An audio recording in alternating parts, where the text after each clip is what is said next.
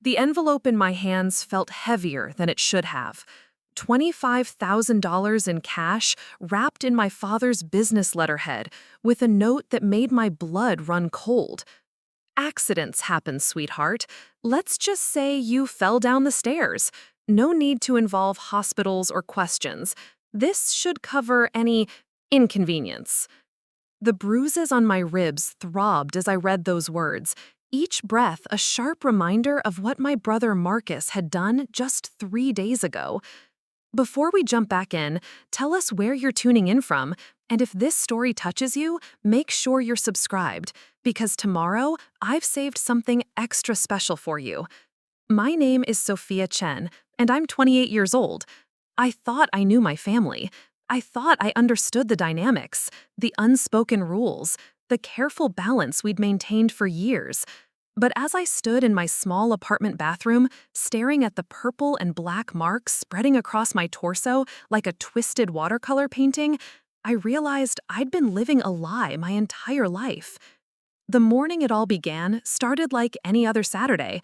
I was at my parents' house in Millbrook Heights, helping prepare for my cousin Elena's engagement party. The Chens had a reputation to maintain in our tight-knit community, and every family gathering was an orchestrated performance of success and harmony. My mother, Linda, fluttered around the kitchen in her designer apron, directing the catering staff with military precision. My father, Dr. Harrison Chen, was in his study making important phone calls, as always, and Marcus, my older brother by 4 years, was doing what he did best, charming everyone while contributing absolutely nothing. I should have seen the signs earlier. The way Marcus's jaw tightened when Elena announced her fiancé was a neurosurgeon. How his hands clenched when Dad praised my recent promotion to senior marketing director at Westfield Communications. The subtle way he'd been undermining me all morning, little comments disguised as jokes, small acts of sabotage that I'd learned to ignore over the years. Sophia's always been the dramatic one in the family, he'd told Elena's future in-laws with that practiced smile. Remember when she claimed I pushed her off her bike when we were kids? Turned out she just never learned how to brake properly. Everyone laughed, but I remembered that day differently. I remembered the deliberate shove, the scrape of asphalt against my palms, and Marcus standing over me saying, "Maybe next time you'll think twice before telling Mom about my report card." The breaking point came during the party setup. I was arranging centerpieces in the dining room when I overheard Marcus on the phone in the hallway. His voice was hushed but agitated, and I caught fragments that made my stomach drop. "She doesn't know anything," he was saying. "Sophia's clueless about the whole situation. Dad's handling it, but if she starts asking questions..." I pressed closer to the doorway, my heart hammering. Marcus had been working at Chen Family Investments, Dad's financial consulting firm, for 3 years now. As the heir apparent, he had access to client accounts, investment portfolios, and sensitive financial information that could destroy lives if mishandled. But Marcus had never been particularly careful or ethical, traits that had gotten him into trouble throughout his life, always with Dad swooping in to fix whatever mess he'd created. "The audit starts Monday," Marcus continued, his voice getting more strained. "If anyone finds out about the transfers, about what I had to do to cover the losses..." He paused, and I could hear him pacing. "No, I can't tell them. Dad thinks he can handle the regulators, but if Sophia figures out what happened to her trust fund..." My blood turned to ice water. My trust fund, the inheritance from my grandmother that was supposed to pay for my graduate degree, help me buy a house, secure my future. The fund that Dad had been managing, that Marcus had access to as part of his training at the firm. I stepped back, my foot catching the edge of the Persian rug, and the small sound was enough to alert Marcus to my presence. He whipped around, phone still pressed to his ear, and his face went through a series of emotions: surprise, guilt, and then something darker, something that made me take another step backward. "I'll call you back," he said into the phone, never breaking eye contact with me. When he hung up, the silence stretched between us like a taut wire. "How much did you hear, Soph?" "Nothing," I lied, but my voice betrayed me with its tremor. "I was just looking for Mom. The caterers need to know where to set up the dessert station." Marcus studied my face with the calculating look I'd seen him use in business meetings. It was the same expression he'd worn when we were teenagers, and he was deciding whether one of my secrets was worth keeping or selling to the highest bidder. "You sure about that? Because you look like you've seen a ghost." "I'm fine," I said, attempting to move past him toward the kitchen. But Marcus stepped sideways, blocking my path with his body. At 6'2" and built like the college linebacker he'd once been, my brother had always used his physical presence to intimidate. I just never thought he'd use it against me. "See, the thing is, Sophia, I don't think you heard nothing." His voice had dropped to that quiet tone he used when he was really angry, the one that used to terrify me when we were children. "I think you heard exactly what you weren't supposed to hear, and now you're going to go running to Daddy with your little tale, aren't you?" "Marcus, I don't know what you're talking about." I tried to keep my voice steady, but fear was creeping up my throat. We were alone in this part of the house, the sounds of the party preparation muffled by distance and closed doors. "Can you please move? I need to help Mom." Instead of moving, Marcus stepped closer, backing me against the wall. The family photos hanging there seemed to mock the situation. Decades of carefully posed images showing the perfect Chen family unity. "You know what your problem is, little sister? You've always been too curious for your own good, always sticking your nose where it doesn't belong." "That's not true," I protested, but my back was now flat against the wall, Marcus looming over me. "I mind my own business." "Do you?" His laugh was cold. "Then explain to me why you were eavesdropping on my private conversation. Explain why you're standing there looking guilty as hell." His hand came up to rest against the wall beside my head, trapping me. "You heard me talking about the fund, didn't you? About the transfers?" The confirmation hit me like a physical blow. My grandmother's money, the nest egg she'd specifically left for my education and future, was gone. Marcus had stolen it, and Dad knew. "How could you?" The words escaped before I could stop them. "That money was mine. Grandma left it for me." Something shifted in Marcus's expression, a mask falling away to reveal the calculating predator underneath. "There it is. I knew you were lying." His other hand joined the first, effectively caging me against the wall. "Here's the thing, Sophia. That money was never really yours. It was family money, invested in the family business. Sometimes investments don't work out the way we planned." "You stole it," I said, my voice stronger now despite my fear. "You took my inheritance and lost it, didn't you? That's what this is about. That's why you're so worried about the audit." Marcus's face darkened, and for a moment I saw something truly frightening flicker in his eyes. "I didn't steal anything. I made strategic decisions that didn't pan out. It happens in business. Dad understands that. The family understands that. The only question is whether you're going to understand it too, or if you're going to cause problems for everyone." "Let me go," I said, trying to duck under his arm. But Marcus was faster, his hands moving to my shoulders, his grip tightening painfully. "Not until we reach an understanding," he said. "You're not going to say anything about what you heard. You're not going to ask Dad about the fund. You're going to smile and play the perfect daughter at this party, and then you're going to forget this conversation ever happened. And if I don't?" The question slipped out before I could consider the wisdom of asking it. Marcus's grip on my shoulders tightened until I gasped. "Then you're going to learn why it's a bad idea to threaten family." His voice was deadly calm.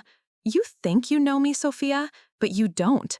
You don't know what I'm capable of when someone tries to destroy everything I've worked for." I tried again to push past him, panic making me desperate. "You're hurting me, Marcus. Let go." Instead, he shoved me backward, harder than he'd ever touched me before. My back hit the wall with enough force to knock the breath from my lungs, and as I gasped and tried to steady myself, he grabbed my arms and shook me. "You're not listening to me," he hissed. "This is bigger than your little trust fund. There are client accounts involved, regulatory issues, things that could destroy Dad's entire practice. Are you really going to tank the whole family over money you never even missed?" "It's not about the money," I managed to say, though his shaking was making it hard to speak. It's about what's right. It's about the lies. Right? Marcus laughed harshly. You want to talk about what's right? What's right is protecting the family. What's right is understanding that sometimes sacrifices have to be made for the greater good. His hands moved to my throat, not squeezing, but resting there in an unmistakable threat. And right now, you're not being very sacrificial, little sister. Terror shot through me as I felt his fingers against my neck. This wasn't the brother who'd taught me to ride a bike, who'd walked me to school when I was too scared to go alone. This was a stranger wearing Marcus's face, someone who would hurt me to protect his secrets. Please, I whispered. Marcus, please don't do this. For a moment, something human flickered in his eyes, and I thought I'd reached him. But then his expression hardened again, and his hands tightened fractionally. Then, give me your word. Swear to me that you'll keep your mouth shut about what you heard. I wanted to agree, wanted to say anything that would make him let go of me. But something in my grandmother's voice echoed in my memory, something she'd told me when I was young about never letting anyone make me smaller than I was. I can't do that, I said quietly. If you stole from clients, if people are going to get hurt, I can't just pretend I don't know. The change in Marcus was instantaneous. His face contorted with rage, and suddenly his hands weren't just threatening anymore, they were moving. One hand shoved me sideways, while the other grabbed my arm and twisted, throwing me off balance. I stumbled, trying to catch myself, but Marcus's momentum carried us both forward. What happened next felt like slow motion and lightning speed at the same time. Marcus's hand in the center of my chest, pushing with the full force of his fury and panic. My feet tangling as I tried to stay upright. The edge of the ornate console table that had belonged to my great-grandmother, its carved corner positioned at exactly the wrong height. The impact as my ribs connected with that corner, the sound of something giving way inside my chest, and then the floor rushing up to meet me. Pain exploded through my torso, white-hot and overwhelming. I couldn't breathe, couldn't think, couldn't do anything but lie there gasping as agony radiated from my ribs through my entire body. Above me, Marcus was saying something, but his words were lost in the roaring in my ears. I tried to speak, tried to call for help, but only a weak whimper escaped. Shit, Marcus's voice finally penetrated the haze of pain. Shit, shit, shit. Sophia? Sophia, get up. He was kneeling beside me now, his hands hovering over my body as if he wanted to help, but didn't dare touch me. Come on, get up. You're fine. You just fell, that's all. Just a little fall. I tried to respond, tried to tell him that something was seriously wrong, that I couldn't breathe properly, that every tiny movement sent lightning bolts of pain through my chest. But all I could manage was a gasping sob that made the pain even worse. Listen to me, Marcus said, his voice urgent and scared now. You fell down, okay? You were coming down the hallway and you tripped on the rug, hit the table on your way down. That's what happened. Do you understand me? That's the story. Through my haze of pain, I could hear voices getting closer. Mom calling my name, footsteps in the corridor, the party guests wondering what that crash had been. Marcus heard them too, and his expression shifted into something I'd never seen before, pure, calculating panic. Remember what I said, he hissed, leaning close to my ear. You fell. Accident. If you say anything different, if you even hint that I was involved, I will make your life hell. And not just yours, everyone you care about. Your job, your friends, your reputation. I'll destroy it all. He straightened up just as Mom rounded the corner, instantly transforming his expression into one of concern and shock. Oh my God, Sophia! Mom rushed to my side, her face pale with worry. What happened? Marcus, what happened to your sister? I don't know, Marcus said, and I had to admire his acting skills even through my pain. I heard a crash and came running, found her like this. I think she tripped on the hall rug and hit the console table. More people were arriving now. Dad, Elena, some of the party guests. Everyone talking at once, offering theories and suggestions, while I lay there unable to speak, unable to breathe properly, unable to tell them the truth about what had really happened. Every time I tried to take a deep breath, the pain in my ribs flared like fire.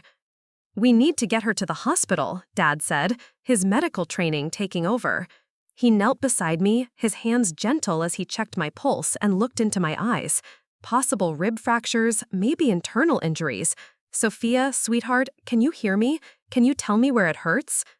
I tried to point to my ribs, tried to explain, but speaking required air I didn't have. All I could do was make a weak gesture toward my chest and hope he understood. "Ribs," Dad confirmed grimly. "We need to get her up carefully. Marcus, help me get her to the car." As my brother's hands touched my arms to help lift me, I looked into his eyes and saw the warning there. The same threat he'd made before, amplified now by what he'd just done to me. He was betting that my pain, my shock, my natural instinct to avoid family conflict would keep me quiet. And as they carefully maneuvered me toward the front door, as neighbors and family friends gathered to watch and whisper, I realized he might be right. The emergency room at Millbrook General was a blur of activity and pain. Dad, leveraging his connections as a respected physician in the community, had called ahead to ensure I'd be seen immediately. The triage nurse took one look at my shallow breathing and obvious distress and fast-tracked me into a treatment bay, where a young doctor named Dr. Martinez began what felt like an interrogation disguised as an examination.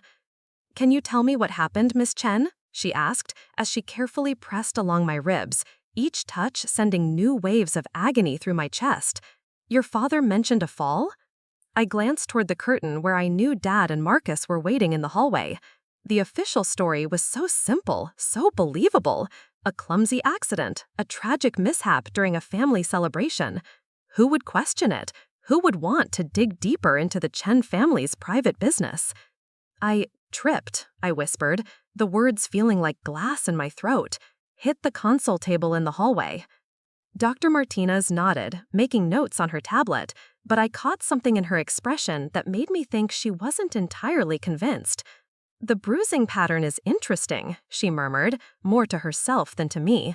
"We're going to need some x-rays, probably a CT scan to check for internal injuries. The way you're breathing suggests at least 2, maybe 3 fractured ribs." As she continued her examination, asking questions about pain levels and range of motion, I found myself studying her face. She was probably around my age, maybe a little older, with kind eyes behind wire-rimmed glasses and an air of competence that reminded me of my grandmother. There was something about her that made me want to tell the truth, to explain that this wasn't really an accident, that my brother had done this to me in a fit of rage and desperation. But then, Marcus appeared in the doorway, his face a perfect mask of brotherly concern. "How is she, doctor? We're all so worried. Poor Sophia's always been accident-prone, ever since we were kids."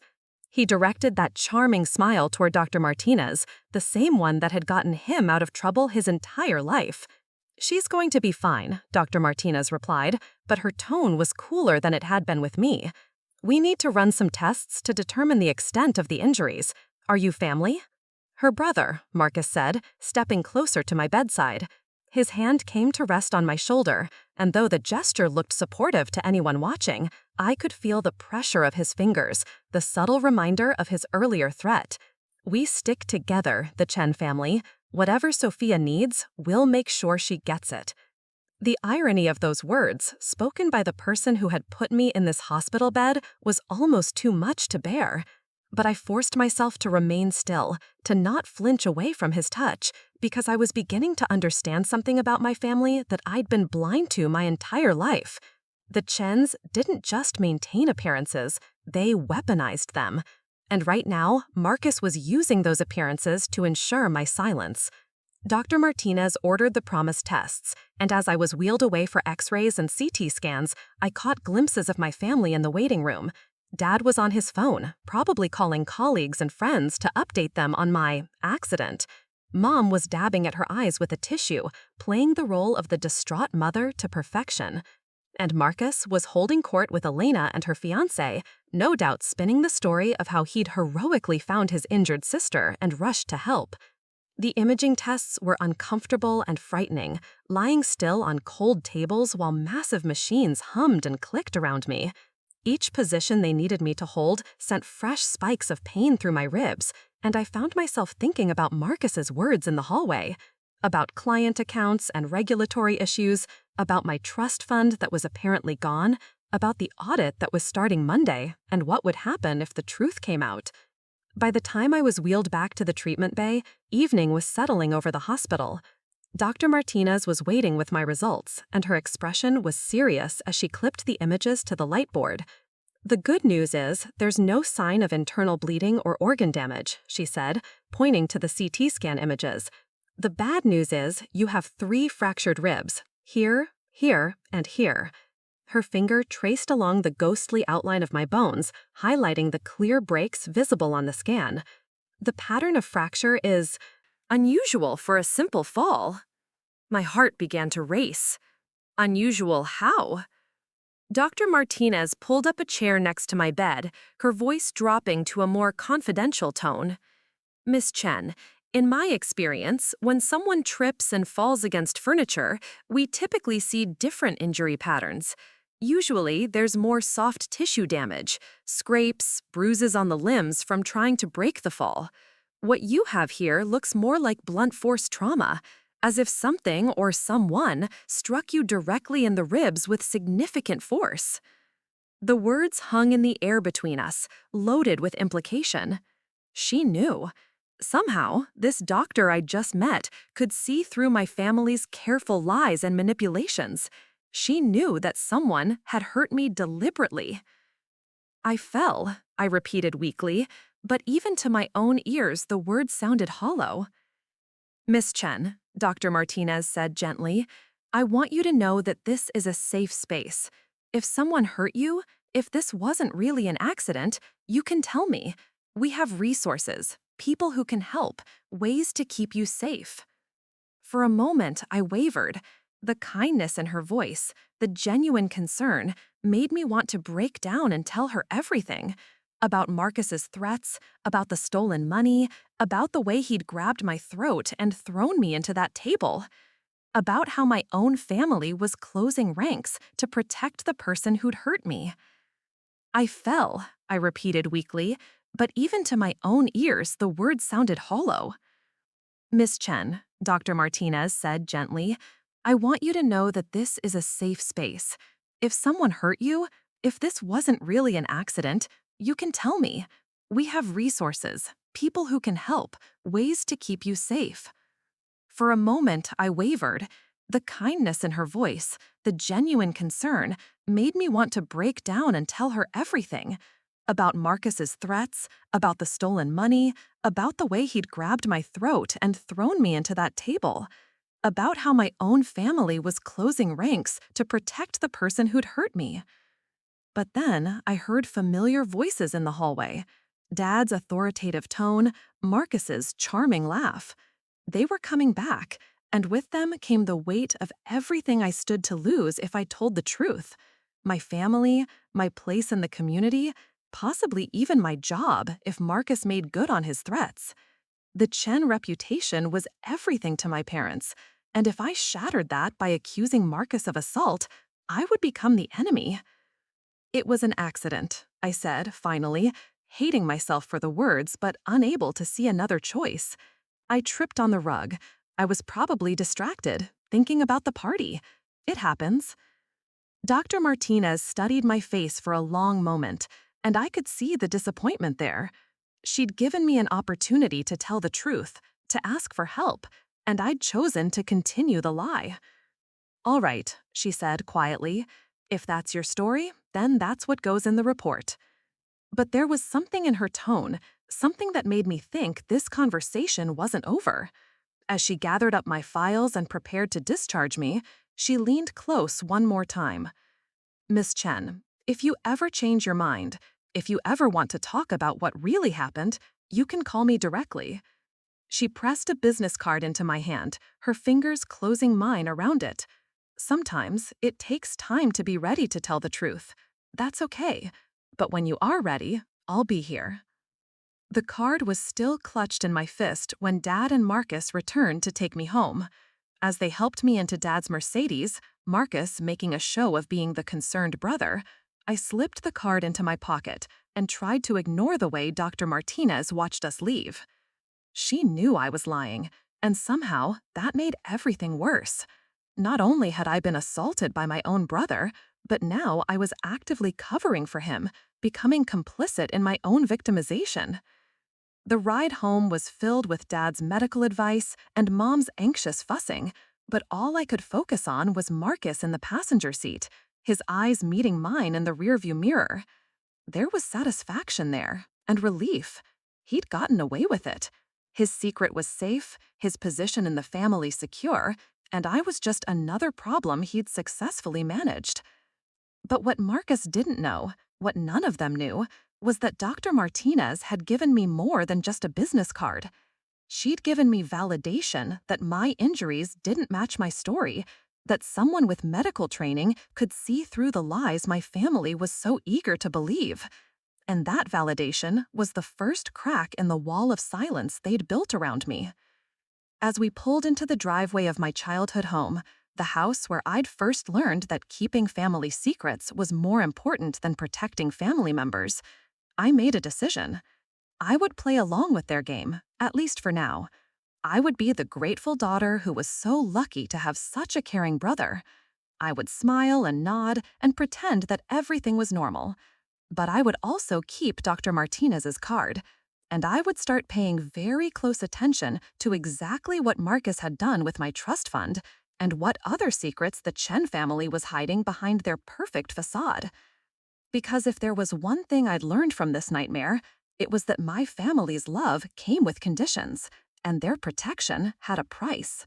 And that price, apparently, was my willingness to be silent about being hurt by the person who was supposed to protect me. The next few days passed in a haze of pain medication and careful positioning to avoid aggravating my ribs. Mom had moved me into my old childhood bedroom, claiming it would be easier to take care of me there, but I suspected the real reason was to keep me close and monitored. Every few hours, either she or Dad would check on me, bringing soup or tea or gentle questions about my pain levels, and always with that underlying current of concern that felt more like surveillance.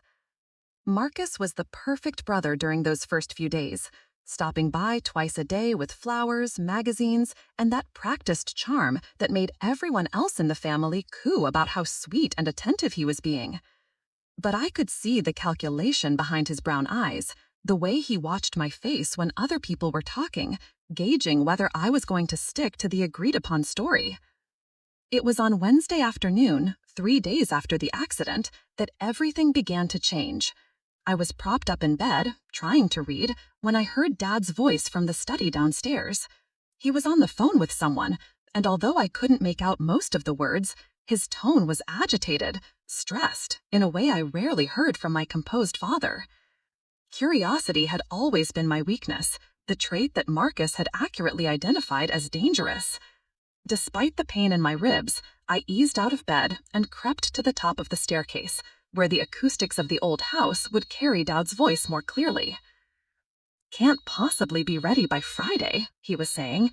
"The documentation alone will take weeks to compile, and with the current situation—" There was a long pause, and then his voice dropped to an angry whisper. "I don't care what the board expects. This audit is premature, triggered by rumors and speculation, and I won't have 40 years of reputation destroyed by—" Another pause. "Fine. Yes, fine. But I want it on record that this timeline is unreasonable." My blood chilled. The audit Marcus had mentioned in his phone call, the one that was supposed to start Monday, was apparently being moved up, which meant whatever financial irregularities he'd been worried about would be discovered even sooner than expected. I made my way carefully back to bed, but sleep was impossible. My mind kept circling around the fragments of information I'd gathered: my missing trust fund, Marcus's panic about regulatory issues, and now Dad's obvious stress about an accelerated audit.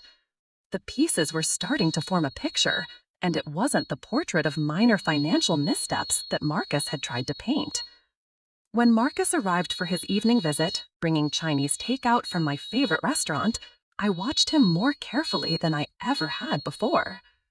Preparing and narrating this story took us a lot of time, so if you are enjoying it, subscribe to our channel. It means a lot to us. Now back to the story. His smile was the same, his jokes were appropriate, his concern seemed genuine. But there was something brittle about his performance, like an actor who'd been playing the same role for too long and was starting to forget which parts were real. "How are you feeling today, Soph?" he asked, settling into the chair beside my bed with practiced ease. "Mom says you're healing faster than expected. Always were a tough little thing." "Better," I said carefully, though I still can't take deep breaths without it hurting. Something flickered across his face at that, too quick to identify, but definitely there. "Well, broken ribs take time. Good thing it wasn't worse, right? Could have been really serious if you'd hit your head instead of just your side." It was a subtle reminder of how much worse he could have hurt me, delivered with the same casual tone he might use to comment on the weather. I forced myself to smile and nod, playing the role of the grateful sister who understood how lucky she'd been. "Marcus," I said, as if the thought had just occurred to me, "I've been thinking about my finances lately. Being laid up like this makes you think about the future, you know? I was wondering if I could get some information about my trust fund, maybe start planning for graduate school applications." The change in his expression was minute but unmistakable. His eyes sharpened, his smile became just a fraction more fixed, and when he reached for his water glass, his hand wasn't quite steady. "Your trust fund?" "The one Grandma left me," I said innocently. "Dad mentioned a few months ago that you were learning to manage some of the family accounts.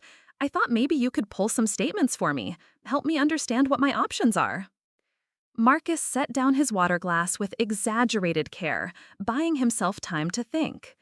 When he looked at me again, his expression was perfectly calibrated, surprised, slightly hurt, but understanding. "Of course I can help you with that," he said. "Though honestly, Soph, this probably isn't the best time to make major financial decisions. You're on pain medication, you're stressed from the accident. Why don't we wait until you're feeling better before we dive into all those numbers?" It was a reasonable response, the kind of protective big brother advice that would seem caring to anyone listening. But I heard the deflection, the attempt to buy more time, and I knew with absolute certainty that my trust fund was gone. "You're probably right," I agreed, matching his tone perfectly. "I'm not thinking clearly these days. All those pain pills make everything fuzzy." Relief flooded his features. "Exactly. Just focus on getting better for now. There'll be plenty of time to talk about money and the future once you're back on your feet."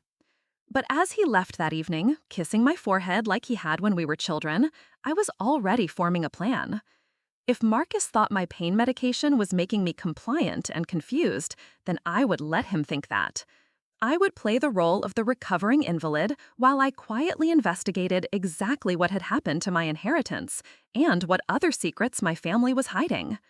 The opportunity came sooner than I expected. Thursday morning, while Mom was at her book club and Dad was at the office, I heard Marcus on the phone in the study below. His voice was agitated again, more openly panicked than I'd heard him since that first overheard conversation at the engagement party. This time, I didn't bother with the staircase. Instead, I made my way carefully downstairs, using the wall for support, and positioned myself outside the study door where I could hear every word clearly. "Telling you, there's no way to replace it all by tomorrow," Marcus was saying. "The Rodriguez account alone is short $60,000, and the Patel investment fund. Look, I can cover maybe half of it if I liquidate my personal assets, but the other half—" His voice cracked with stress. "I know what you said about family money, but Dad's going to notice when the quarterly statements go out." There was a long pause, and then Marcus continued in a tone that made my skin crawl. "The girl isn't going to be a problem. She's too scared to ask questions right now, and even if she does, Dad will handle it. He's got too much invested in keeping this quiet to let her rock the boat." The girl? He was talking about me, discussing my silence like it was a commodity he'd purchased with violence and intimidation. The casual way he dismissed my agency, my right to know what had happened to my own money, filled me with a rage that temporarily overwhelmed the pain in my ribs. No, no, listen to me, Marcus continued, his voice getting more desperate. Sophia's trust fund bought us 6 months. The transfers looked legitimate because they came from a family account, and by the time she would have asked for statements, I would have had everything back in place. But this accelerated audit changes everything. 6 months? My inheritance had bought them 6 months to cover up whatever financial crimes Marcus had committed. And now that time was running out, and they were all scrambling to find a way to keep their secrets buried. I eased away from the door, my mind reeling with the implications. This wasn't just about a bad investment or a minor bookkeeping error. Marcus had systematically stolen from client accounts, using my trust fund to cover the shortfalls when his schemes started falling apart. And Dad, despite all his lectures about integrity and family honor, was complicit in the cover-up. Back in my bedroom, I sat on the edge of the bed and pulled Dr. Martinez's business card from the drawer where I'd hidden it. Her words echoed in my memory. Sometimes it takes time to be ready to tell the truth. I wasn't just ready, I was desperate to tell someone, anyone, what was really happening in my picture-perfect family. But first, I needed proof. Marcus's overheard phone conversations weren't enough, especially not when it would be my word against his. I needed documentation, evidence that would be impossible to dismiss or explain away. And I had a feeling I knew exactly where to find it. Dad's home office was supposed to be off limits to everyone except him, but I'd been sneaking in there since I was a teenager, usually to borrow books from his extensive library. I knew where he kept his spare keys, which filing cabinets held which types of documents, and most importantly, I knew that he was a creature of habit who never changed his computer passwords. That evening, after my parents had gone to bed and Marcus had returned to his own apartment across town, I made my way carefully to the study. Every step sent jolts of pain through my ribs, but adrenaline and determination kept me moving. This might be my only chance to find the truth about what had been done to me and to how many other people. Dad's computer took forever to boot up, and I spent the waiting time rifling through his filing cabinets. Most of the documents were routine: tax returns, insurance policies, property deeds, but in the bottom drawer of his desk, locked away behind a false back that I'd discovered years ago, I found something that made my heart race. Bank statements for accounts I'd never seen before, financial reports that didn't match anything in the regular files, and a manila folder labeled Emergency Contingencies that contained documents I could barely understand, but that clearly showed patterns of money being moved between accounts in ways that looked anything but legitimate. But it was what I found on Dad's computer that really shattered my world. His email account contained months of correspondence with Marcus, with lawyers, with financial regulators, and with people whose names I didn't recognize, but who were clearly involved in managing the crisis that my family had created. One email thread, dated just 2 weeks before my assault, contained a conversation between Dad and Marcus that made me physically sick. "The Chen girl situation needs to be resolved permanently," Marcus had written. "She's asking too many questions about her trust fund, and if she starts digging into the family accounts, she'll uncover everything. We need a way to—" The email thread continued, but my hands were shaking so badly I could barely scroll down to read the rest. Marcus had written, "The Chen girl situation needs to be resolved permanently. She's asking too many questions about her trust fund, and if she starts digging into the family accounts, she'll uncover everything. We need a way to—" The email thread continued, but my hands were shaking so badly I could barely scroll down to read the rest. "The Chen girl situation needs to be resolved permanently. She's asking too many questions about her trust fund, and if she starts digging into the family accounts, she'll uncover everything. We need a way to—" The email thread continued, but my hands were shaking so badly I could barely scroll down to read the rest. "The Chen girl situation needs to be resolved permanently. She's asking too many questions about her trust fund, and if she starts digging into the family accounts, she'll uncover everything. We need a way to—" Dad's response, sent just hours later, was even more chilling. "Leave that to me. I've been thinking about this problem, and I believe I have a solution that will benefit everyone involved. Sophia has always been the emotional one in the family. A little pressure applied correctly, and she'll fall in line like she always has. The key is making sure she understands the consequences of not cooperating. My vision blurred as I read those words. They hadn't just planned to steal my money.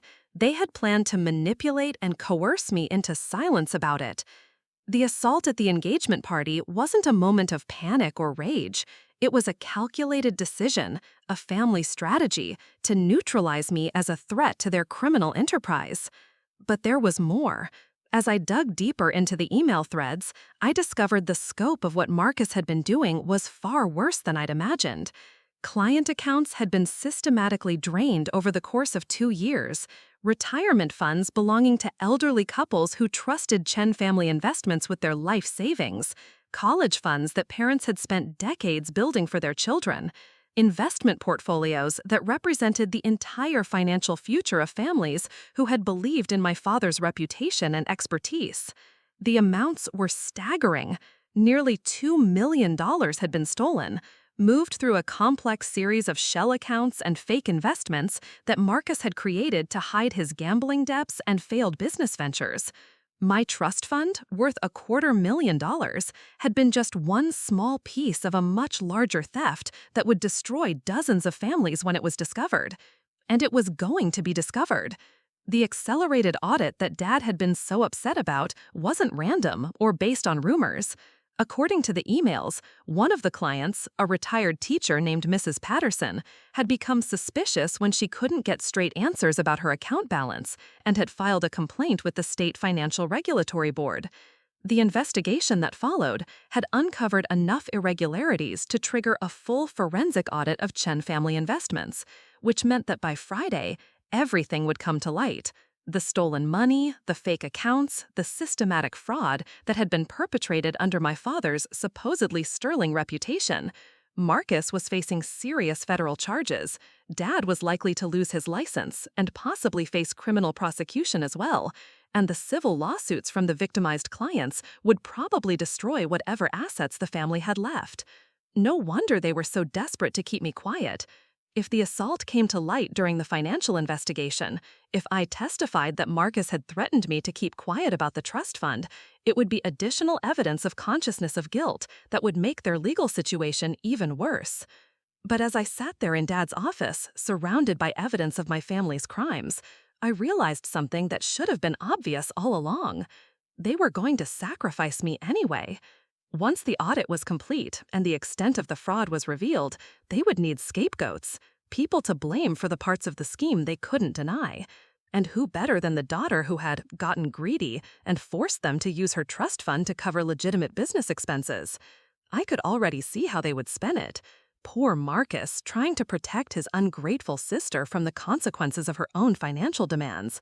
Devoted parents who had reluctantly agreed to dip into family money to help their daughter, never realizing that it would lead to such complications. They would paint themselves as victims of my selfishness, forced to make difficult choices because of pressure I had placed on them. The more I thought about it, the more I realized that my silence wasn't protecting me. It was protecting them.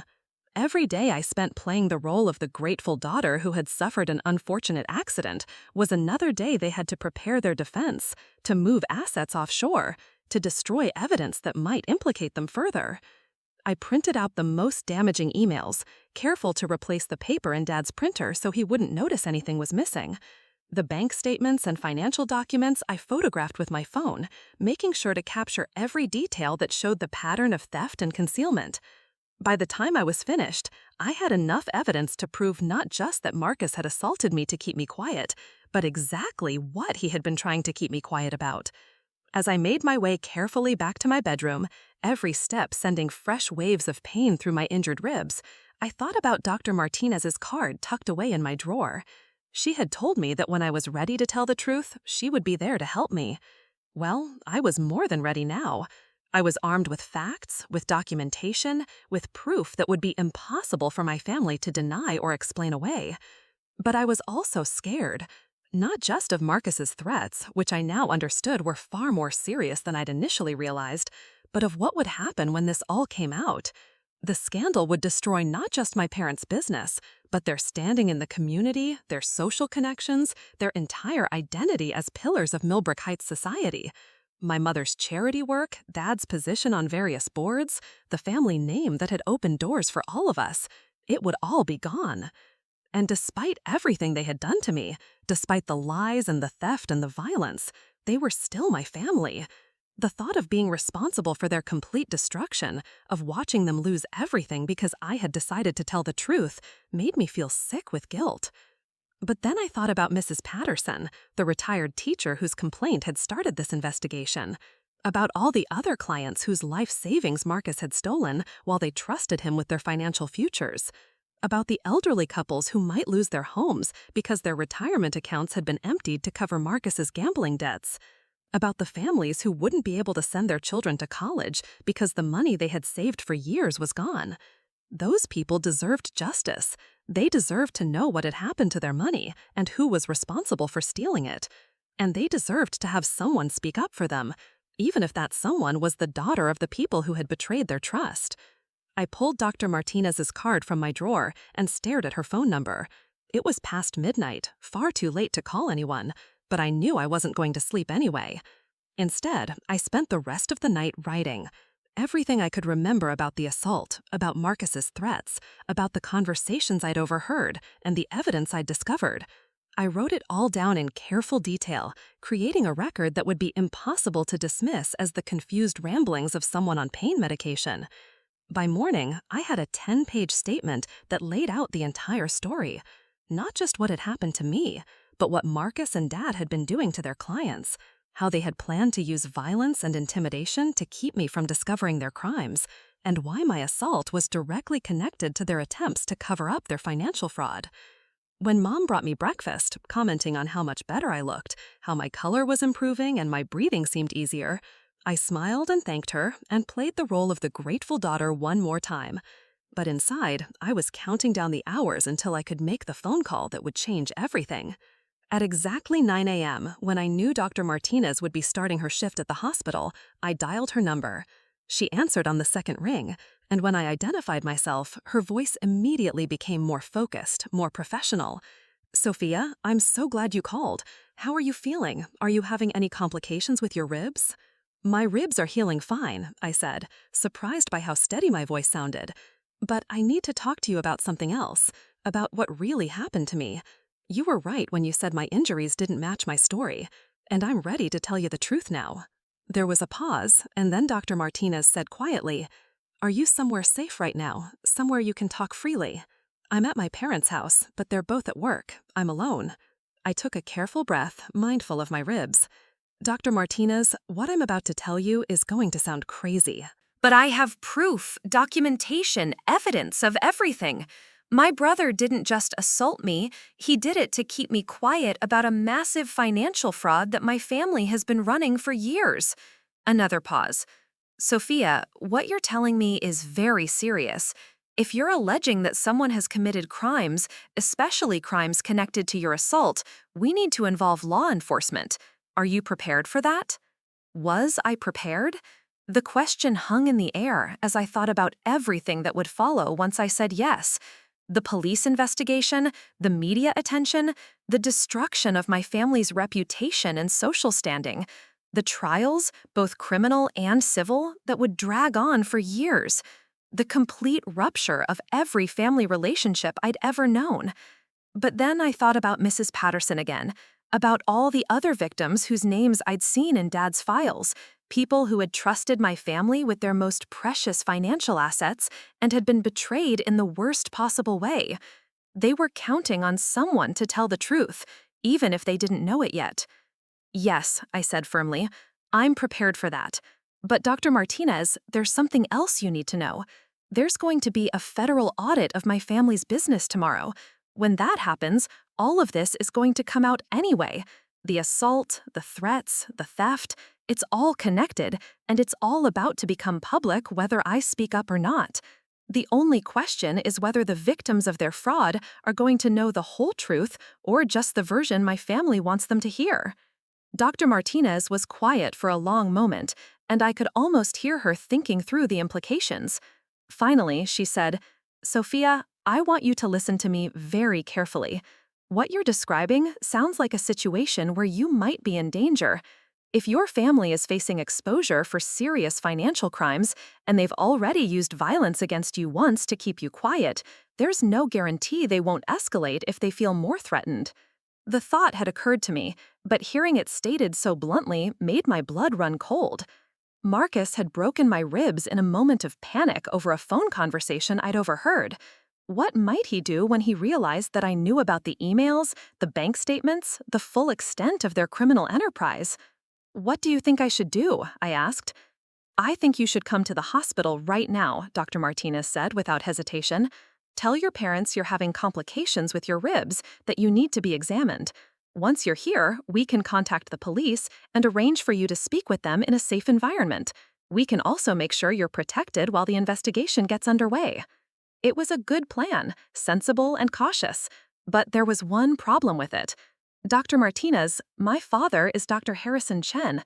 He has admitting privileges at your hospital, he knows half the staff personally, and if I show up claiming complications from my injuries, he's going to want to examine me himself. There's no way to keep this quiet or safe if I try to handle it through the hospital." "Then we'll find another way," she said firmly. "Sophia, you're describing a situation where you've been assaulted to cover up financial crimes, where you're currently staying in the house of the people who hurt you, and where you have evidence that could send multiple family members to prison. This isn't just about getting justice for what happened to you. This is about keeping you alive long enough to testify about what you know." Her words hit me like a physical blow. I hadn't been thinking about my safety in such stark terms, but she was absolutely right. I was sitting in my childhood bedroom, surrounded by evidence of my family's crimes, completely dependent on the very people who had already hurt me once to keep me quiet. If they suspected I was planning to betray them, if they realized I had access to Dad's files and email accounts, there was no telling what they might do. "Okay," I said, my voice shakier now. "What do you suggest?" "First, I want you to send me copies of whatever evidence you have. Email them to me right now while we're still on the phone. That way, even if something happens to you or to the original documents, there will still be a record." I spent the next 20 minutes forwarding emails and uploading photos of the bank statements and financial documents to Dr. Martinez's secure email account. As I worked, she stayed on the line, occasionally asking questions about specific details or helping me prioritize which pieces of evidence were most important. "This is incredibly damaging material," she said when I'd finished sending everything. "Sophia, what you've uncovered here isn't just theft. It's a sophisticated financial fraud scheme that's been operating for years. The federal authorities are going to be very interested in this information." "What happens now?" I asked. "Now we get you somewhere safe, and then we contact the FBI. Financial crimes of this magnitude, especially ones involving violence and intimidation, fall under federal jurisdiction. They'll want to interview you immediately, and they'll probably want to coordinate with the state investigators who are conducting the audit of your family's business." The FBI. The word sent a chill through me that had nothing to do with my physical injuries. I had never imagined that my family's problems would escalate to federal law enforcement. But as Dr. Martinez explained the process, it became clear that Marcus and Dad were facing far more serious consequences than I had realized. "The assault charges will be handled by the local district attorney's office," Dr. Martinez continued, "but the financial fraud is a federal matter. Wire fraud, mail fraud, violations of federal investment regulations. Your brother is looking at decades in prison if he's convicted. And if your father was actively involved in the cover-up, as those emails suggest, he's facing similar charges." Decades in prison. My brother, for all his faults and crimes, spending the rest of his productive adult life behind bars. My father, the man who had taught me about integrity and moral responsibility, facing disgrace and imprisonment. My mother, who had dedicated her life to charity work and community service, watching her entire world collapse around her. "I know this is overwhelming," Dr. Martinez said gently, clearly reading the distress in my silence. "But Sophia, you didn't create this situation. Your family made choices, illegal choices, that hurt innocent people. What you're doing now is making sure that those innocent people get justice and that your family can't hurt anyone else." She was right, of course. But that didn't make it easier to accept that I was about to destroy everything my parents had worked their entire lives to build. There's one more thing we need to discuss, Dr. Martinez continued. The timing of all this.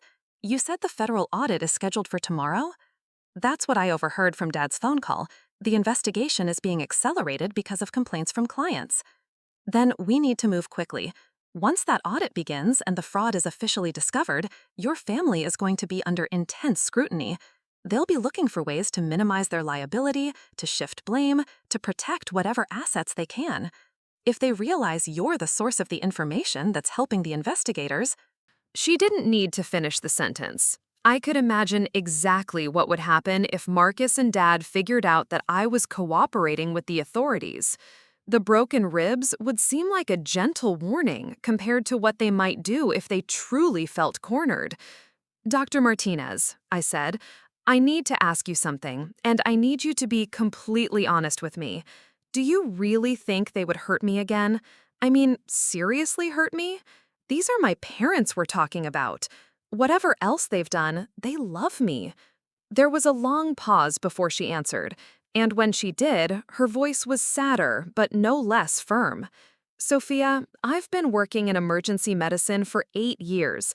I've seen what people do when they're desperate, when they feel like they have no other options. And I've learned that family relationships don't provide the protection we think they do when serious money and serious consequences are involved. She paused again, then continued more softly. The man who broke your ribs isn't the brother who taught you to ride a bike. He's someone who was willing to commit violence against his own sister to protect himself from the consequences of his crimes. That person, faced with the possibility of spending decades in prison, might be capable of things that the brother you grew up with would never consider. Her words settled into my chest like stones, heavy and cold and impossible to ignore. She was right. The Marcus who had grabbed my throat and thrown me into that table wasn't someone I really knew. He was a stranger wearing my brother's face, someone who had already proven he would hurt me when he felt threatened. There was no reason to believe he wouldn't do worse if the stakes got higher. Okay, I said finally. What do we do? We get you out of that house right now. Do you have somewhere you can go? Friends? Other family members? Someone who isn't connected to your parents' business?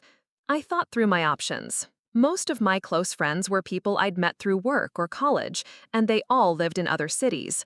My extended family was small, and the few relatives I did have were all part of my parents' social circle. The only person I could think of who might help was Elena, my cousin, who was getting engaged. But she was practically a stranger to me, and I had no idea how she would react to accusations against Uncle Harrison and Marcus. I don't really have anyone, I admitted. Most of my friends live in other states, and my family here, they're all going to side with my parents when this comes out. That's okay. We can arrange for temporary protective custody, especially once you're officially cooperating with the federal investigation. But first, we need to get you away from your parents' house before they come home from work. The plan we developed was simple but terrifying. I would pack a small bag with essential items and the printed evidence I'd gathered, then leave the house as if I was going for a medical appointment. Dr. Martinez would meet me at a coffee shop halfway between Millbrook Heights and the city, where we could contact the FBI and arrange for immediate protection. What should I tell my parents? I asked as I gathered my things, every movement sending shooting pains through my ribs. Nothing, if possible. If they call and ask where you are, tell them you decided to get a second opinion about your injuries, that you were worried about complications. That should buy us enough time to get you safely into federal custody. Federal custody? The phrase sounded surreal, like something from a television show rather than my actual life. But as I looked around my childhood bedroom, at the pink walls and academic achievement certificates that represented a lifetime of being the good daughter, the compliant daughter, I realized that this room belonged to someone I used to be. The person I was becoming, the person who was about to bring down her own family to protect strangers, was someone entirely different. I left a note on my pillow, just in case something went wrong and I didn't make it to the meeting with Dr. Martinez. It was brief and to the point. I know about the trust fund. I know about the client accounts. I know about the emails. I'm sorry it had to end this way, but too many people have been hurt for me to silent anymore. Then I walked out of my parents' house for what I somehow knew would be the last time.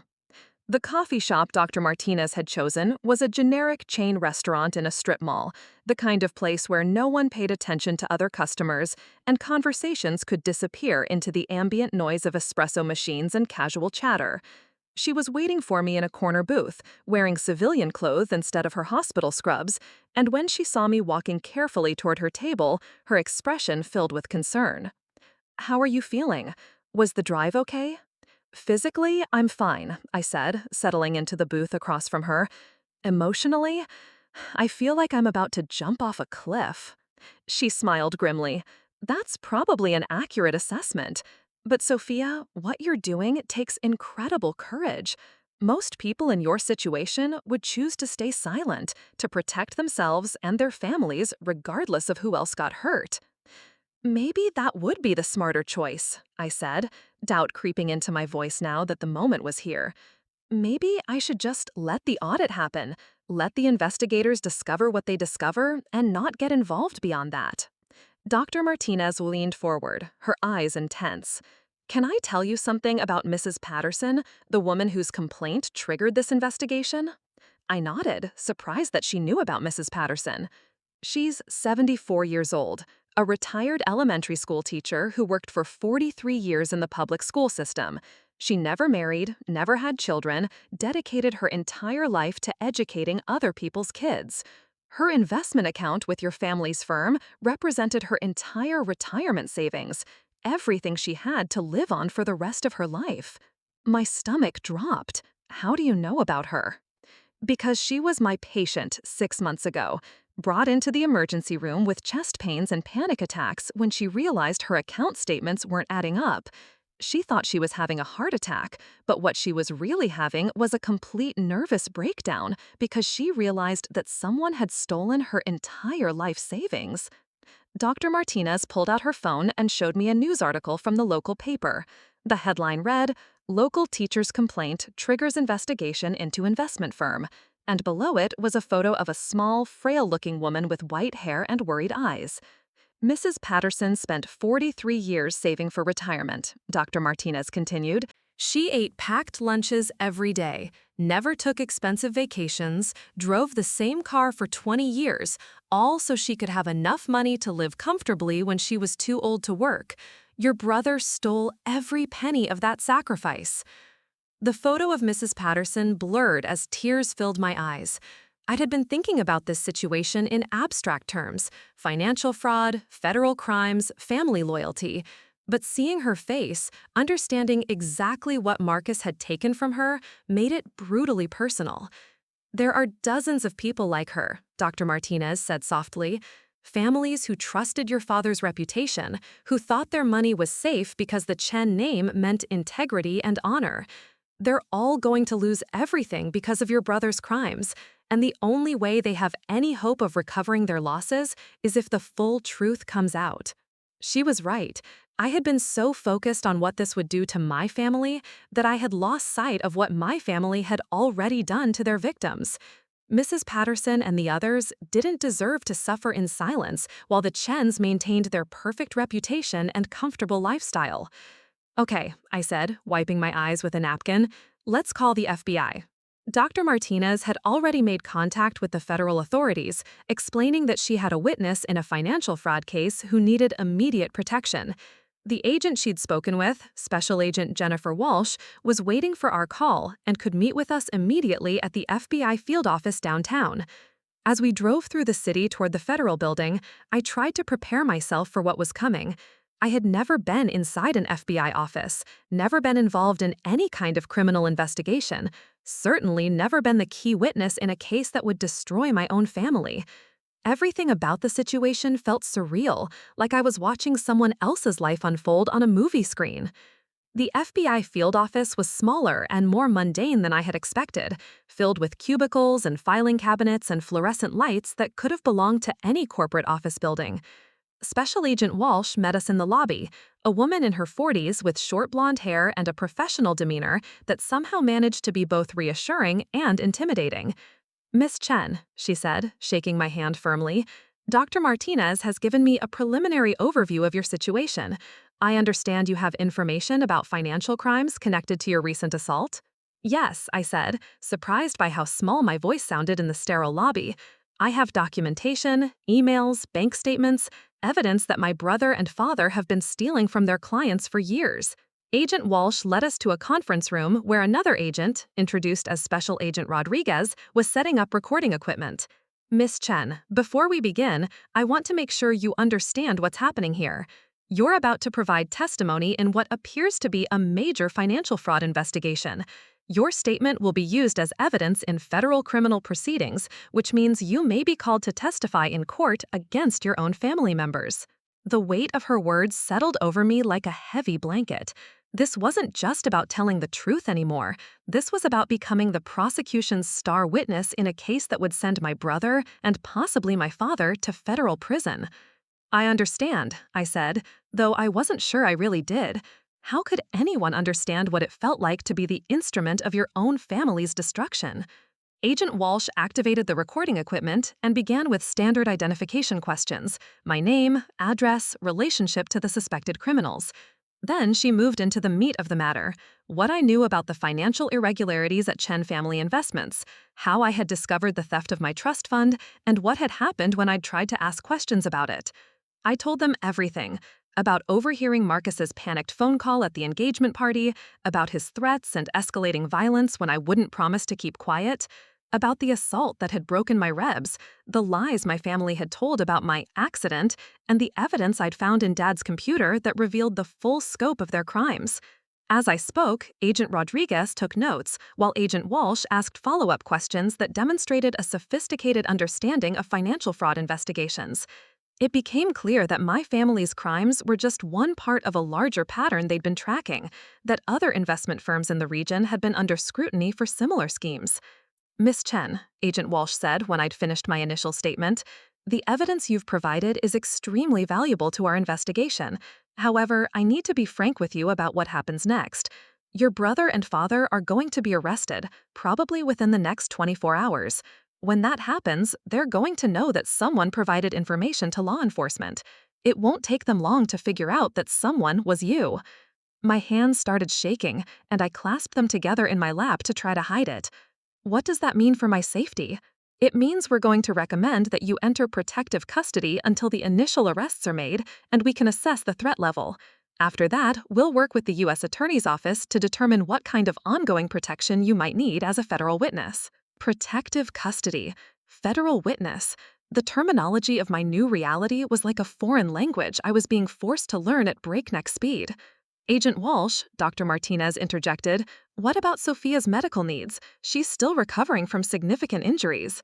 "We'll make sure she has access to appropriate medical care," Agent Walsh assured her. "Miss Chen, do you have any questions about the process? Anything you need clarified before we move forward?" I had 1,000 questions, but only one that really mattered. What happens to the victims? The people like Mrs. Patterson whose money was stolen? Agent Walsh's expression softened slightly. "That will depend on what we recover during the investigation and how much of the stolen funds we can trace. In cases like this, the court typically orders restitution as part of the sentencing, but recovery is often limited. The victims will likely receive only a fraction of what was taken from them."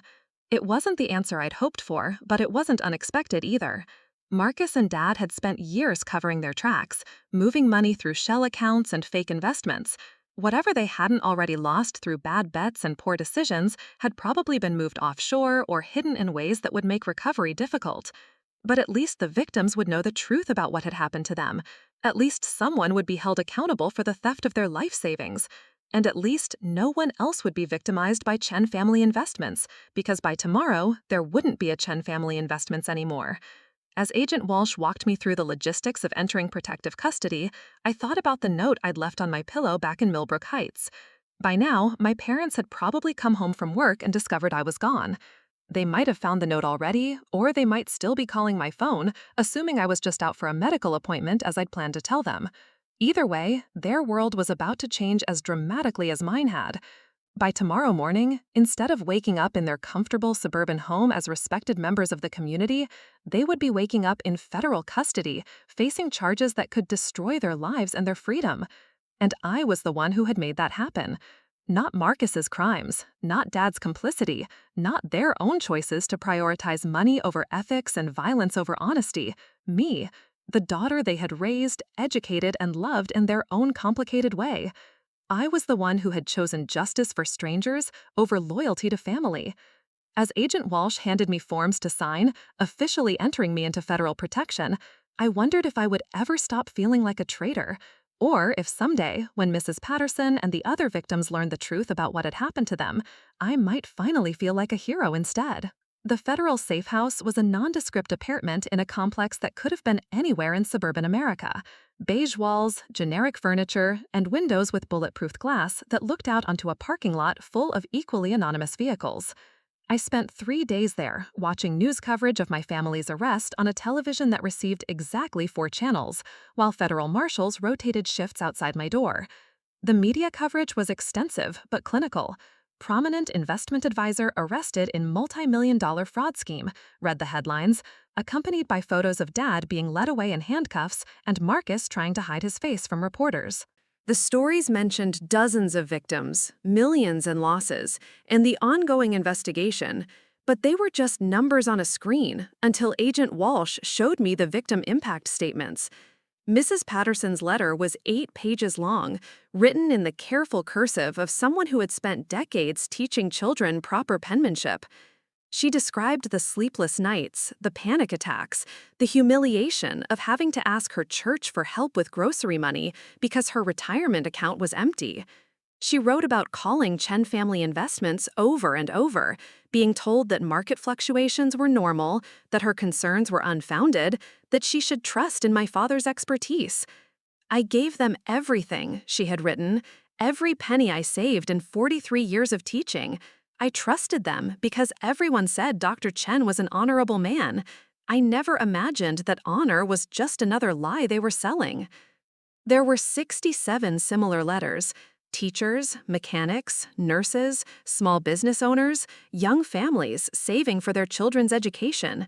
Each one told the same story of trust betrayed, of life savings stolen, of futures destroyed by people they had believed were helping them build security. By the 4th day, I couldn't read anymore. The weight of their collective pain was crushing, but so was the growing certainty that I had done the right thing. These people deserved justice, deserved to know who had stolen from them and why. They deserved to see Marcus and Dad held accountable for the devastation they had caused. The preliminary hearing was scheduled for the following Monday. Agent Walsh explained that I would testify about the assault, about Marcus's threats, and about the evidence I had discovered linking the violence to the financial fraud. My testimony would establish the pattern of criminal behavior that the prosecution needed to secure serious sentences for both my brother and father. "The defense is going to try to discredit you," she warned during one of our preparation sessions. "They'll argue that you're an unreliable witness, that you're motivated by revenge or greed, that your injuries have affected your memory or judgment. They'll try to make you seem like the villain in this story." I knew she was right. Marcus's lawyer had already filed motions claiming that I was an estranged family member with financial motivations who had fabricated evidence to destroy the family business. Dad's attorney was pushing a narrative that I was psychologically unstable, traumatized by my accident, and seeking to blame my family for injuries that were the result of my own clumsiness. The irony was bitter. The same family that had spent years dismissing me as inconsequential was now claiming I was so powerful and vindictive that I had orchestrated an elaborate frame-up against them. Suddenly, I was important enough to destroy lives, sophisticated enough to plant evidence, and influential enough to manipulate federal investigators. But the evidence spoke for itself. The bank records, the email threads, the documentation of money transfers, none of that could be fabricated or explained away. The prosecution had built an airtight case that didn't depend solely on my testimony. though my account of the assault and threats provided crucial context for understanding why my family had been so desperate to keep their crimes hidden. On the morning of the hearing, I dressed carefully in a navy blue suit that Agent Walsh had helped me choose. Something serious, but not severe, professional, but not intimidating. The goal was to look credible, sympathetic, like someone a jury would trust to tell the truth even when that truth destroyed her own family. The federal courthouse was an imposing building of gray stone and tall windows, surrounded by news vans and reporters who shouted questions as I was escorted through a side entrance. Inside, the courtroom was smaller than I had expected, but filled with an intensity that made the air feel electric. Marcus and Dad sat at separate defense tables with their attorneys, both of them in expensive suits that couldn't quite hide the fact that they were criminal defendants facing decades in prison. Neither of them looked at me as I entered, but I could feel their presence like a weight pressing down on my chest. Mom was in the gallery, her face pale and drawn, wearing the black dress she usually reserved for funerals. When our eyes met across the courtroom, I saw such pain and betrayal in her expression that I had to look away. She had lost her husband, her son, and her daughter in the span of a week, watching her entire family disintegrate in the most public way possible. The prosecutor, Assistant U.S. Attorney Michael Stevens, led me through my testimony with careful precision. We started with the engagement party, with Marcus's phone call and my realization that something was wrong with my trust fund. Then the confrontation in the hallway, the escalating threats, and finally the assault that had broken my ribs. "Miss Chen," Stevens said at one point, "why didn't you report the assault immediately? Why wait several days before coming forward?"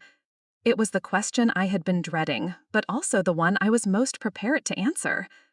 "I was scared," I said, looking directly at the jury, "not just of Marcus, but of what would happen to my family if I told the truth.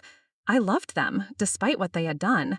I thought maybe I could find a way to handle it privately, to protect them from the consequences of their actions." "What changed your mind?" "I thought of Mrs. Patterson's letter, of all the victim impact statements Agent Walsh had shown me.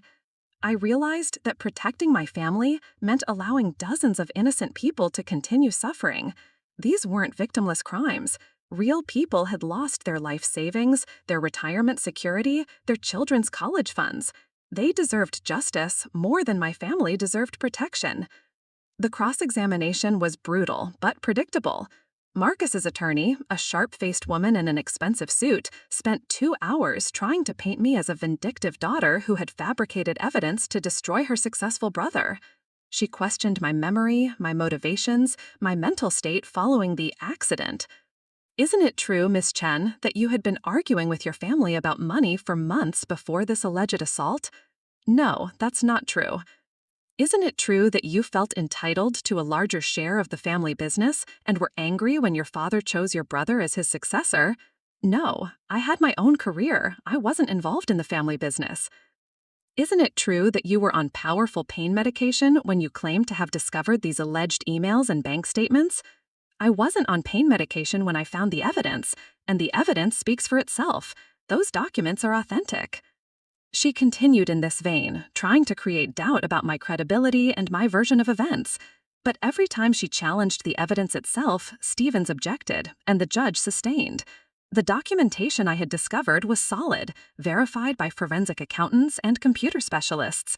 My testimony provided context and motivation, but it wasn't the foundation of the case. Dad's attorney took a different approach, focusing on my emotional state and family dynamics. He painted a picture of a troubled daughter who had misunderstood innocent business communications and blown a minor family disagreement out of proportion. Dr. Chen has spent his entire career helping families achieve financial security, he argued. The idea that he would deliberately steal from his clients, that he would encourage violence against his own daughter, is simply not consistent with the man his community knows and respects. But the community was learning a different truth about Dr. Harrison Chen.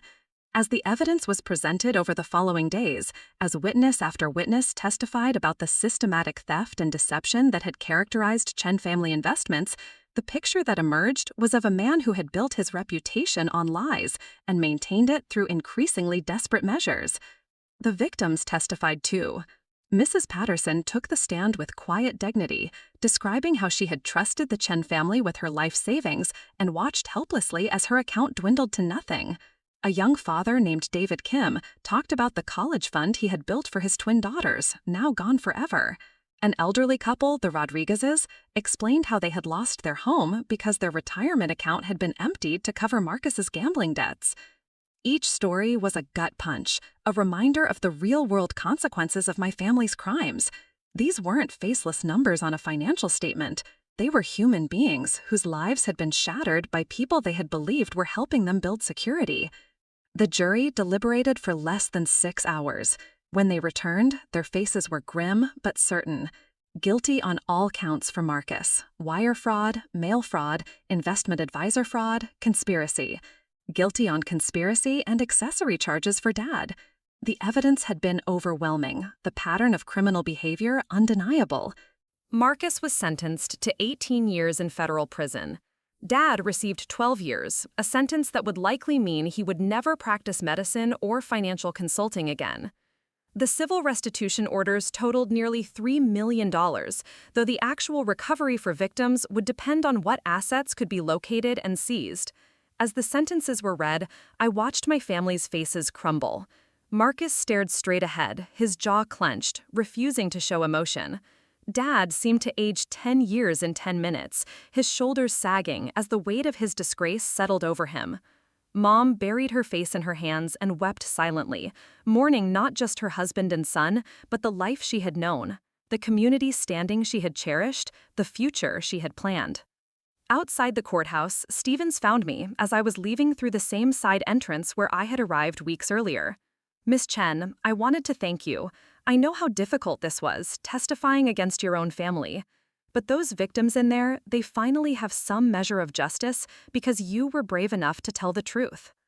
Justice. The word felt both too small and too large for what had happened. Yes, Marcus and Dad would pay for their crimes. Yes, the victims would receive some restitution, though nowhere near what they had lost. But the collateral damage was enormous. Mom's devastation, the destruction of my extended family relationships, the end of everything the Chen name had once represented in our community. As I walked away from the courthouse for the last time, I thought about the person I had been before this all started.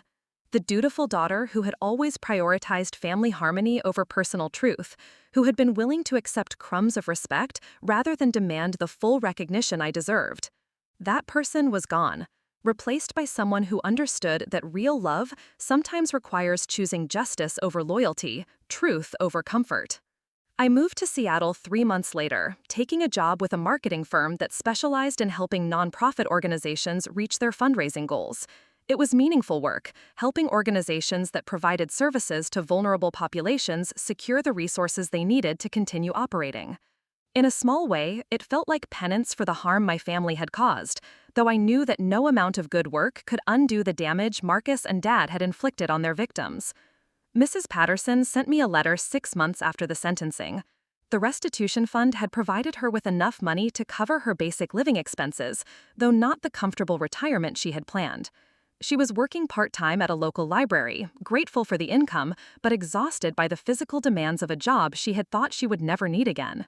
"I don't blame you for what your family did," she wrote in her careful teacher's handwriting, "but I want to thank you for having the courage to tell the truth when it would have been easier to stay silent. Because of you, I know what really happened to my money. Because of you, your brother and father can't hurt anyone else the way they hurt me." Her forgiveness was more than I deserved, but it helped ease some of the guilt that still woke me up at night. I had made the right choice, the only choice that someone with a conscience could make. But that didn't make it easy to live with the consequences. I never spoke to Marcus again. Dad wrote me one letter from federal prison, a rambling 12-page document that alternated between apologies and accusations, between taking responsibility for his crimes and blaming me for destroying the family. I read it once and threw it away, understanding finally that some relationships can't survive the weight of truth. Mom and I maintained a fragile connection through occasional emails and awkward phone calls on major holidays.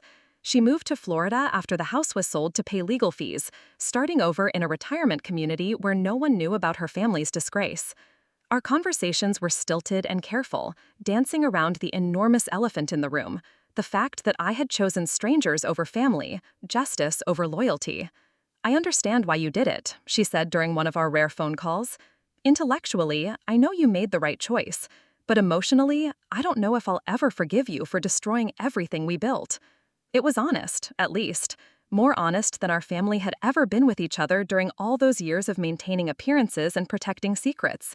And honesty, I had learned, was worth the pain it sometimes caused. 2 years later, I received an unexpected call from Agent Walsh. There had been developments in the case. Additional victims had come forward, and the investigation had expanded to include other financial firms in the region. Marcus, facing the prospect of additional charges and decades more in prison, had agreed to cooperate with the ongoing investigation. "He's providing information about other investment advisors who were running similar schemes," Walsh explained. "Your testimony helped establish a pattern that we're now seeing replicated across multiple firms. The case you brought us has become the foundation for cleaning up an entire network of financial fraud in your region." It was vindication of sorts. My decision to speak up hadn't just brought justice for the Chen family victims. It had helped expose a broader pattern of criminal behavior that was harming families across multiple states. The ripple effects of telling the truth were spreading far beyond what I had ever imagined possible. Today, 5 years later, I run my own consulting firm specializing in crisis management for nonprofit organizations. I help charitable foundations and service organizations navigate financial scandals, regulatory investigations, and public relations disasters. It's work that draws directly on my experience of watching a family business implode under the weight of its own corruption, of understanding how lies and cover-ups inevitably lead to greater damage than the original truth would have caused. Sometimes potential clients ask about my background, about how I developed expertise in managing organizational crises. I tell them the truth, that I learned it by living through the complete destruction of my own family's organization, by watching people I loved destroy themselves and dozens of innocent victims in a futile attempt to avoid accountability for their actions. Most people assume I'm speaking metaphorically, that I'm referring to some abstract business experience, rather than the literal imprisonment of my brother and father. I let them think that. The full story is too complicated, too painful, too likely to overshadow whatever good work I might be able to do for their organizations. But sometimes, when I'm working with a client whose leadership has been compromised by financial irregularities or ethical violations, I share more of my personal history. I tell them about the choice between protecting the people you love and protecting the people they've harmed, about the weight of choosing justice over loyalty, truth over family harmony. "The people who love you will understand eventually," I tell them. "The people who don't understand were loving the person they thought you were, not the person you actually are. And becoming the person you actually are, someone who chooses what's right over what's easy, is worth losing the people who can't handle that truth." It's advice I'm still learning to live by myself. Some days I wake up proud of what I accomplished, of the courage I found to speak truth to power, even when that power was my own family. Other days, I wake up wondering if there was another way, a path that could have achieved justice without destroying every relationship that had defined my life. But then I think about Mrs. Patterson, about David Kim and his daughters, about all the families who were able to rebuild their lives because someone finally held Marcus and Dad accountable for their crimes. I think about the other victims who came forward after my testimony gave them hope that their stories would be believed, that justice was possible, even when the perpetrators were respected members of the community. Those people deserved someone to fight for them when they couldn't fight for themselves. They deserved someone to choose their welfare over family loyalty, their truth over comfortable lies. And if the cost of being that someone was losing the family I had known my entire life, then it was a price worth paying. I built my own table now, surrounded by colleagues and friends who know exactly who I am and what I've done. People who understand that real integrity sometimes requires making enemies of the people who raised you.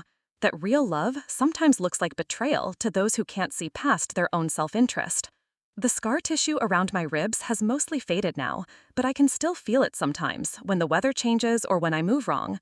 It's a reminder of where I came from, of the person I used to be who would accept violence rather than challenge family authority. But it's also a reminder of how far I've traveled, of the strength I found to transform that violence into justice for people I had never met but who deserved protection more than my family deserved cover. If there's one thing I learned from destroying my family to save strangers, it's this.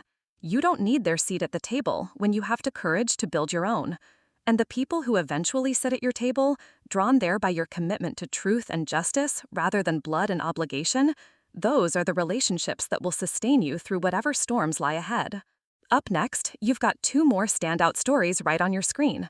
If this one hit the mark, you won't want to pass these up. Just click and check them out.